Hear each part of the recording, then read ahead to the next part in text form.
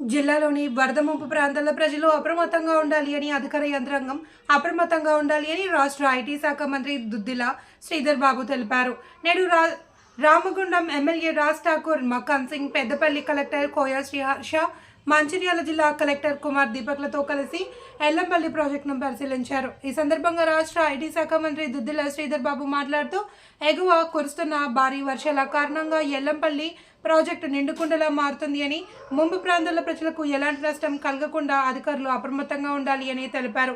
Yellampalli project సామర్థ్యం, inflow outflow తీరును పరిశీలించి ప్రజలను అప్రమత్తం చేస్తూ అధికారులకు ఆదేశాలు ఇవ్వడం జరిగింది. ఎస్ఆర్ఎస్పీ కడెం ప్రాజెక్టుల నుండి పెద్ద ఎత్తున వరద ప్రవాహం ఎల్లంపల్లికి రావడంతో 33 గేట్లను ఎత్తి నీటిని దిగువకు విడుదల చేస్తున్నట్లు గుర్తించారు. ఎల్లంపల్లి ప్రాజెక్టుకు శ్రీరామ్ సాగర్ నుంచి వచ్చిన వరదను వచ్చినట్లు కిందికి విడుదల చేసే నేపథ్యంలో ఎటువంటి ప్రమాదాలు, ముంపు జరిగే అవకాశం లేదని తెలిపారు. ఈ పర్యటనలో సంబంధిత అధికారులు తదితరులు పాల్గొన్నారు.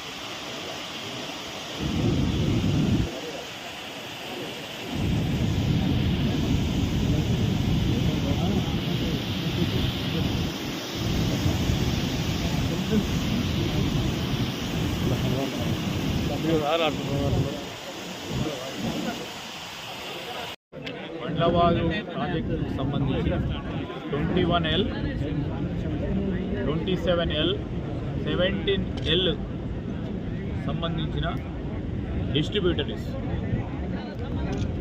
వాటన్నిటిని కూడా మేము రాబోయే ఒక నెల 2 నెలల కాలహయంలోనే అవన్నిటిని కూడా ప్రారంభోత్సవం చేయడానికి అన్నీ సిద్ధం చేస్తూ ఉన్నాం.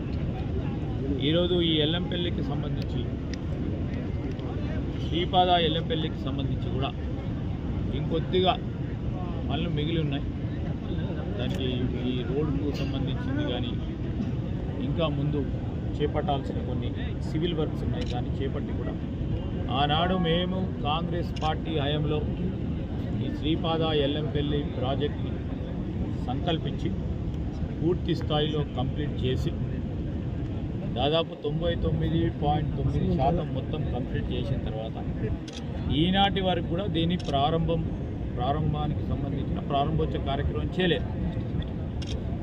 మా శాసనసభ్యులు కోరిన ప్రకారం ముఖ్యమంత్రి గారి చేతుల మీదుగా ఇది కూడా ప్రారంభోత్సవం చేస్తాం.